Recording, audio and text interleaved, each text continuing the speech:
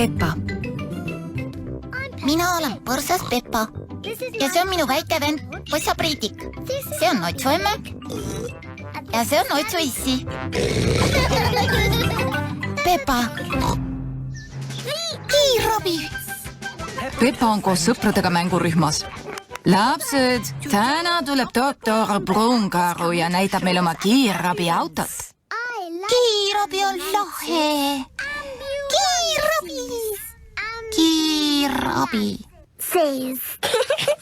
Kas kiirabi tuleb niiviisi? Niino. Ja tänane Rudi küllap ikka. See ongi doktor Pruunkaru. Tere, doktor Pruunkaru. Tere, lapsed. Kas keegi teab, mis see on? Kiirabi. Kiirabi, kas keegi teab, miks seda vaja on? Et haigeid haiglasse viia. Just nimelt. Palun, kas me saaksime kuulda seda Niinod? Ikka. Tavaliselt käivitame sireeni ainult hädaolukorras. Palun olge hea ja näidake, kuidas te hädaolukorras tegutsete. Ma näitan selle mõmmiku ja palli peal. Näete, mõmmik mängis jalgpalli ja komistas kogemata selle palli otsa. Talle kutsuti kiirabi. Rudi, ole hea, tee kiirabi sireeni häält. Niino. Kõigepealt ma vaatan, kas patsient on teadvusel. Olete teadvusel? Jaa, härra doktor. Kas te mäletate oma nime? Minu nimi on härra Mõmmik. Palun rääkige, mis juhtus, härra Mõmmik?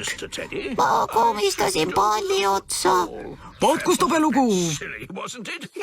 Paneme selle palli ohutusse kohta, kus keegi enam selle otsa ei komista. Nüüd öelge mulle palun, kust teil valutab? Käsi on valus. See tuleb sidemesse mähkida. Ja tasuks tubliduse eest siin teile väike kleeps. Vaat nii just kiirabi töötabki. Imeline. Lapsed, öelge doktor Pruunkarule aitäh. Aitäh, doktor Pruunkaru. Võtke heaks ja pidage meeles, vaadake alati, kuhu te astute, sest muidu... Doktor Pruunkaru veereb mäest alla. Ta veeres läbi okkas põõsaste ja ta lendas vastu puud ja õunad otsatasid talle pähe. Oeg, kutsuge kiirabi. Aga kiirabi on juba ju kohal. Ja, kõik kiirabi autosse.